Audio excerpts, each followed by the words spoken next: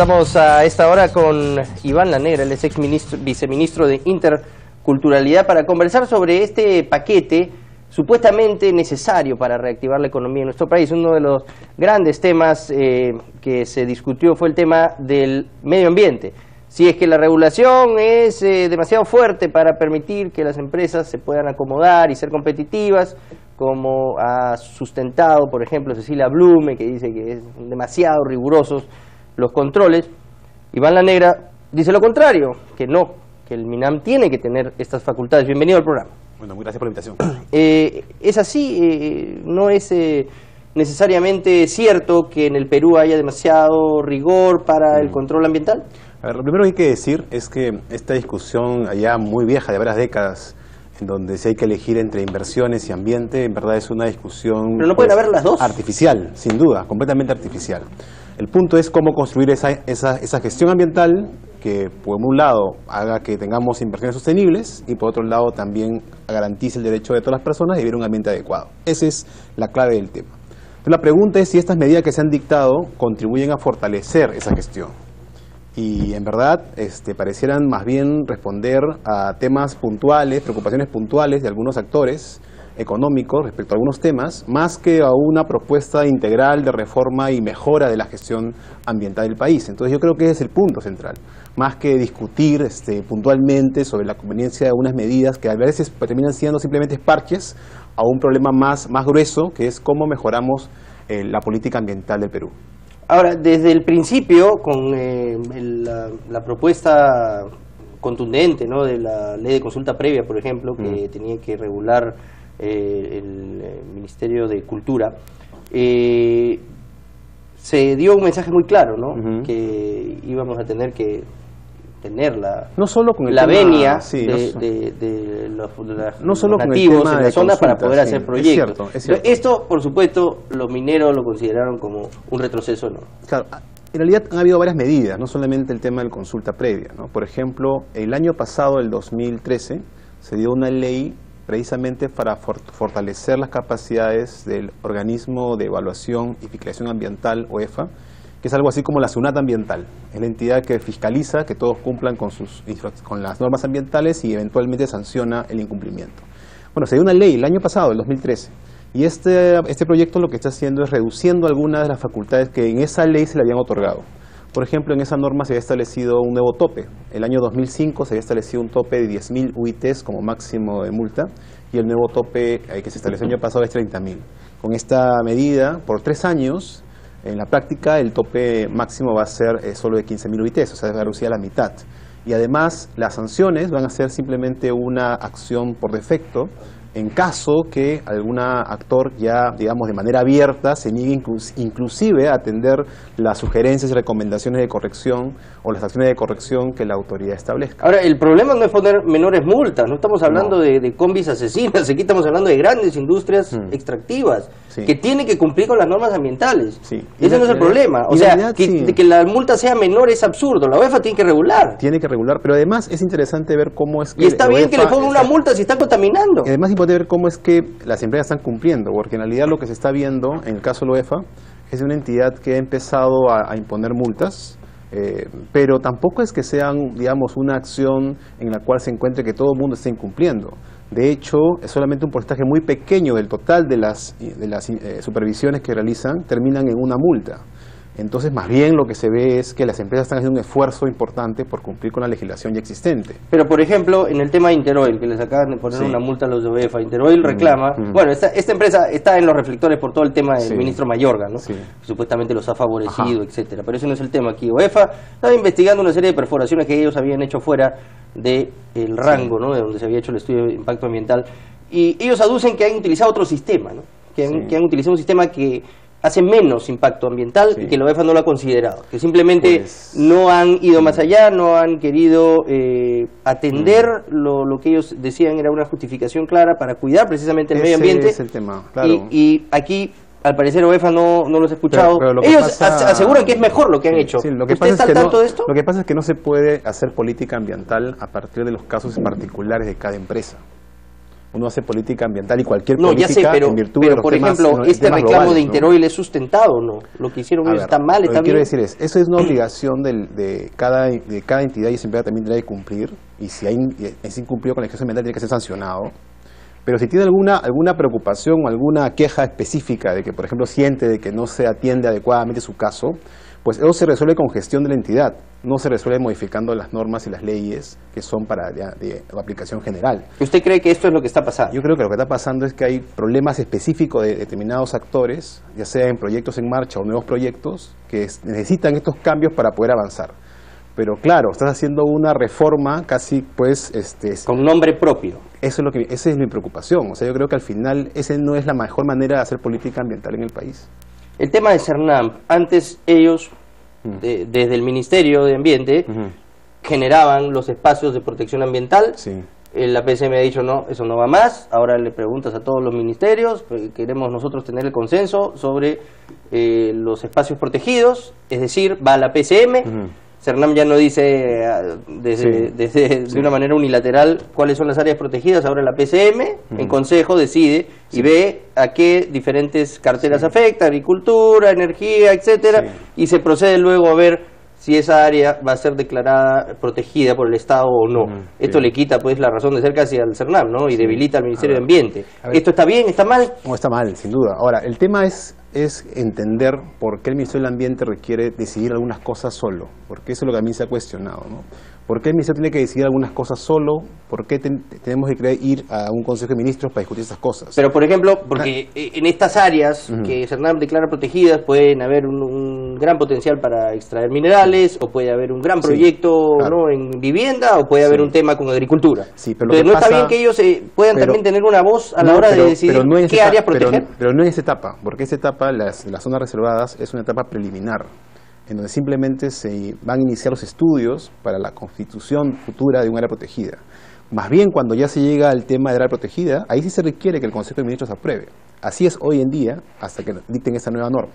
Ahora, lo que va a pasar es que lo que se exigía para las áreas protegidas ya categorizadas, va también que ser necesario para la etapa previa, donde simplemente es la etapa en la cual se tienen que hacer estudios para determinar qué cosa es lo que hay que proteger, cómo hay que cuidar esas áreas. Entonces, eso sin duda es un retroceso respecto de la autonomía y las capacidades del Ministerio del Ambiente. Pero mi punto es que además, mire, cuando vemos el tema del BCR, por ejemplo, nadie cuestiona que el BCR tiene un nivel de autonomía para decir ciertas cosas sin que los demás actores tengan que intervenir.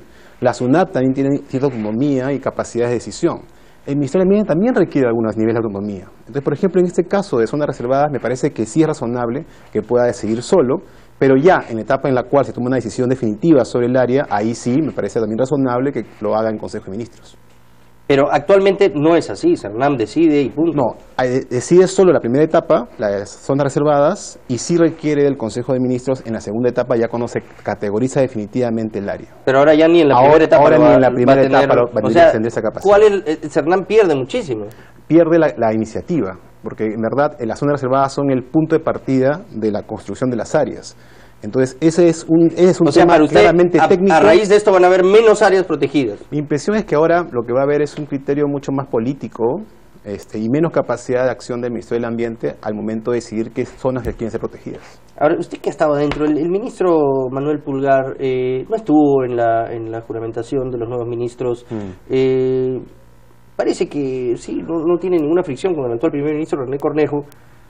Según la fuente de la PCM, él no va a renunciar, ¿no? Se vocea mucho que va a haber un cambio más, parece que va a ser salud, no necesariamente ambiente, pero él parece que está descontento con esto, ¿no? Efectivamente creo que sí tenía un viaje pendiente, pero viene ahora pues una gran cumbre ambiental al Perú importantísima, mundial, muy importante. Y aquí estamos más bien retrocediendo, ¿no? En el tema del medio ambiente, y hemos fracasado en el tema de la minería ilegal, hay descontento general. No parece ser un buen espacio ni un buen momento para el medio ambiente justo el año en el que viene esta cumbre. ¿Incoherencias del gobierno? O sea, yo creo que los temas internos al interior del gobierno tienen que ser decididos allá adentro, y el Ministerio del Ambiente seguramente tendrá que tomar esas decisiones al interior de lo que actualmente es el gabinete. Ahora, hacia afuera es evidente que eso no es una historia nueva. Todos los ministros del ambiente y todos los que estuvieron antes a cargo de la gestión ambiental han estado sometidos a presiones, a tensiones.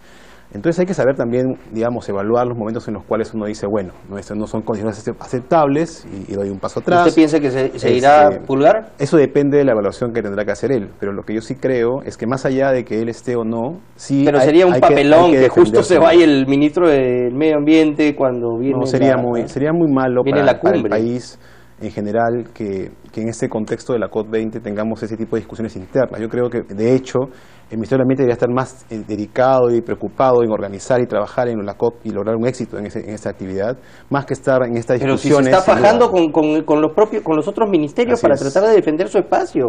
Lo están borrando del mapa. Eso me parece increíble. O sea, eso me parece sin duda algo que no debería estar ocurriendo a estas alturas de desarrollo de nuestro país. No estamos en el siglo XXI y todavía seguimos discutiendo cosas que ya en otros lados han decidido hace mucho tiempo. Y entonces, ¿por qué dicen que bueno, acá la regulación es como si fuéramos Suiza, es demasiado fuerte, no está permitiendo que nuestras empresas crezcan y está frenando el desarrollo y el motor de la economía, que es precisamente la minería? Pero bueno, yo he revisado las cifras, por ejemplo, de crecimiento del PBI y he hecho una línea vinculada con el desarrollo de las normas ambientales y en verdad no se muestra ninguna tendencia que vincule a ambos procesos, ¿no? Lo que ocurre nuevamente es que sí existen algunos problemas puntuales, por ejemplo, los estándares de calidad del aire. Hay una queja respecto de los que se llama el dióxido de azufre, uno de los gases que se generan básicamente en las fundiciones minerales. Y las fundiciones que tenemos, o las plantas de beneficio que tenemos, tienen problemas respecto al cumplimiento de ese estándar. Entonces, claro, nuevamente... Pero después del veneno de Doberman, pues todos son, por si acaso, todos son alumnos ejemplares, pues, o sea, después del asesinato ecológico que hizo esta empresa en La Oroya, fue sin duda un papelón. Una experiencia terrible de que lo que pasa cuando empezamos a flexibilizar sin pensar, en primer lugar, en los ciudadanos. Pero en segundo lugar, porque necesitamos efectivamente una política de protección ambiental. He venido de Anderson Cooper, de CNN, a hacer un reportaje de La Oroya. Si tenemos casos específicos, eso es lo que la gente recuerda esos casos específicos y atender a la gente primero. Si tú priorizas los temas económicos sin considerar esas prioridades de las personas, el mensaje que das es que en verdad la política ambiental es absolutamente secundaria y no es lo más importante, por lo menos algo clave que consideres los ciudadanos tenemos derecho a tener.